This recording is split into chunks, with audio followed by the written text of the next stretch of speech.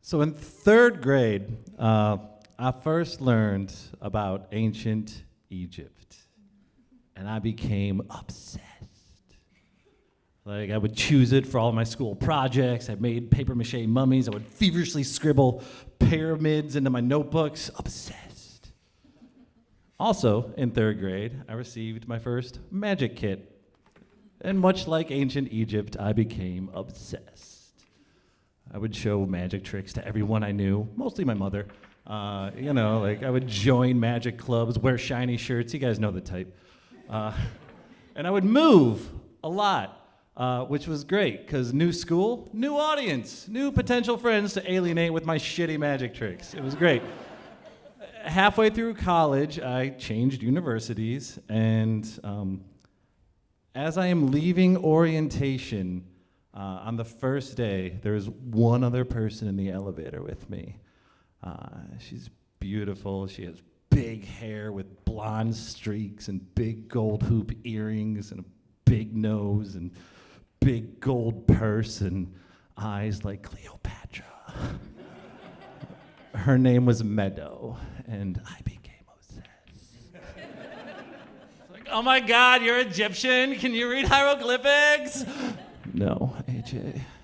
But like, you are related to King Tut somehow, yes? No, AJ.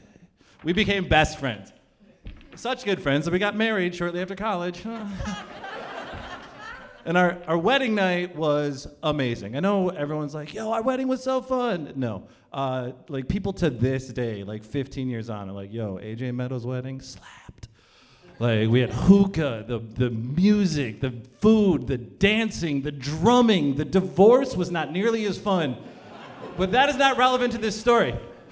Most newlyweds, like sensible newlyweds, they take all of their envelopes and their wedding winnings, and they invest in a house or pay down that student debt or, Meadow and AJ, art school students, all those zeros in our bank accounts. We're going to Egypt, baby! So like every sensible 26-year-old, we get rid of our apartment, we sell all of our things, and we set off on a 6-month choose-your-own-adventure across 17 countries, ending in a 6-week stay in Egypt. The trip is great. And as we are flying into Cairo, I am just buzzing. Like my third grade self is using my rib cage as monkey bars. We're going to Egypt, we're going to Egypt. I'm gonna stand on a camel. It was great. And I just run off of the airplane and I just get into the city and I instantly get smashed into human traffic. I am soaked in sweat and it is midnight in December. The first true Egyptian that I lock eyes with is a man on a motorbike. Behind him is his wife. In one hand she's holding their baby. In the other hand, a microwave. Behind them, facing the opposite way, is their eldest child who is holding a fish in a bag. And he just looks at me and he's like, welcome to Egypt! I'm home. And off in the distance, towering above everything, I see the fucking pyramids. And that is what I would like to tell you about today. The day Meadow and AJ visit the pyramids. Okay, first of all, we thought we'd be cool, newlywed, Western couple, and we brought 2 of Meadow's younger cousins. I think they were 5 and 7. We're like, yeah, come with us. We'll take you to the pyramids. And Meadow is also convinced that entrance is going to be $1 because she's been there before, We were there shortly after the Arab Spring. Rules were changing by the hour, and Egyptians are natural-born hustlers. So they sized us up at the beginning. At the entrance, and they just took all 40 of the dollars that we brought. They're like, yes, take it. So we had no money going in.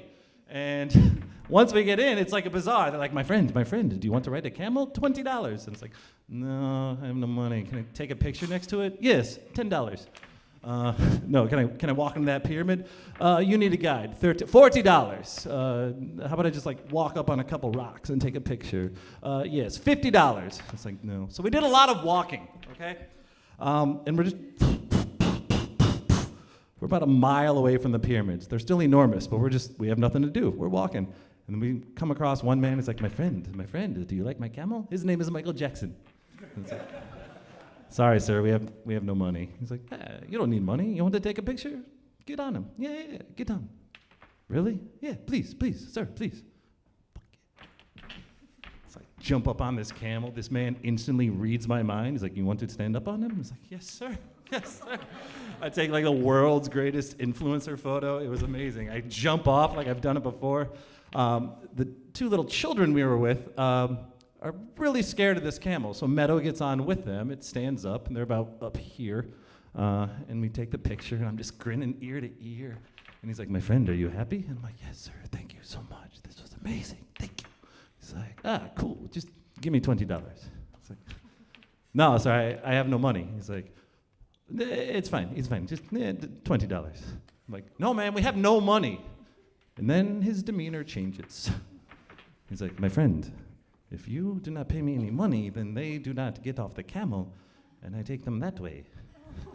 As one hand holds on to his ram's head knife that is in his belt, and the other hand gestures towards the vast, endless Egyptian desert.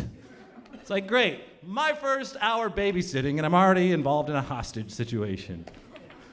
But then I remember I have a coin in my pocket. And I'm like, sir, I don't have any money. You have money. As I pluck a $50 from his sleeve. Allah. What is that coin? What coin? Again! Do it again! You, come! He starts screaming for all of his friends to go, and I pluck it out of his ear like I'm his little creepy uncle. Again! More screams, more people with weapons are arriving to see what the commotion is. And I am now in a magic set to save my life. None of these people, not one of them has ever heard of David Blaine or Penn and Teller.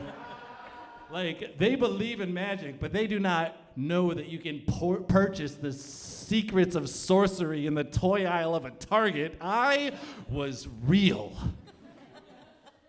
It was amazing. At this point, there are about like 15 people around me. The problem is I have a coin, and I have very limited material with just one coin. It's not like I could ask, hey, do you have a deck of cards or a plastic thumb on you? No, it's not gonna happen.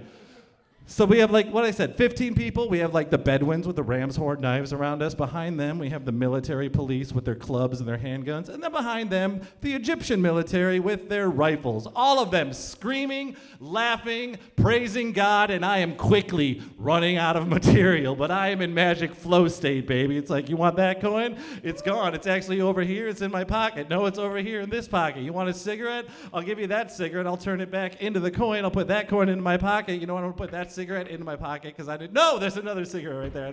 No, there's another cigarette. You know what? This is Egypt, baby. Cigarettes for everyone. Oh my goodness.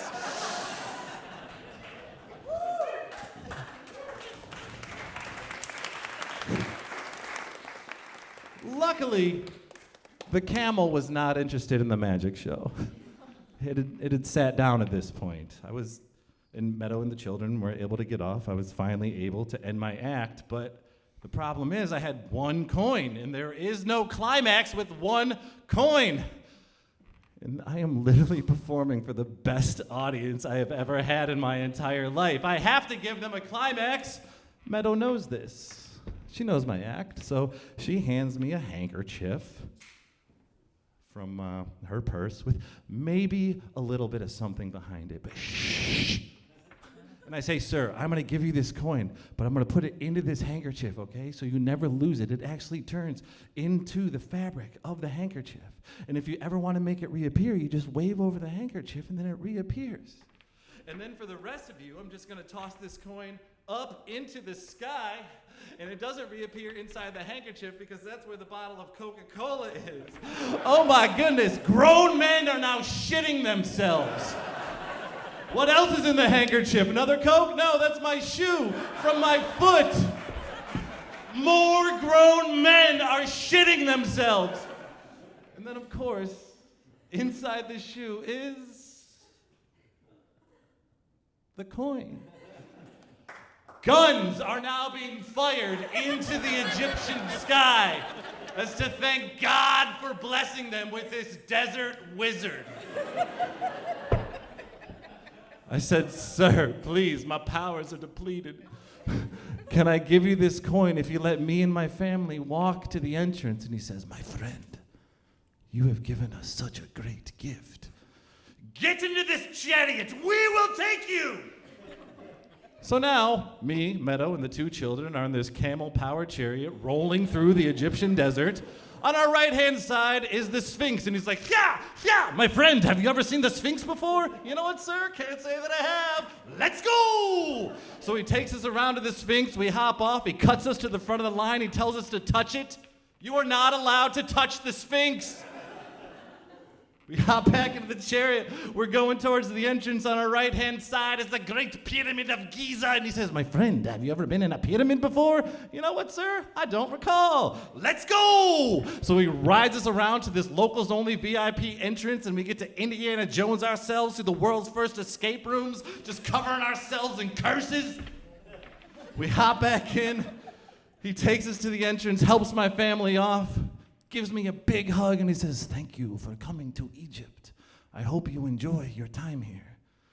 We went from feeling like we were on the verge of being kidnapped to having a VIP chariot ride with an entourage of desert warriors and military personnel. It was the most Jay-Z circa 2000 Big Pimpin' music video experience I have ever had in my entire life. And all it cost me was 50 cents and 10,000 hours of practice. Thank you.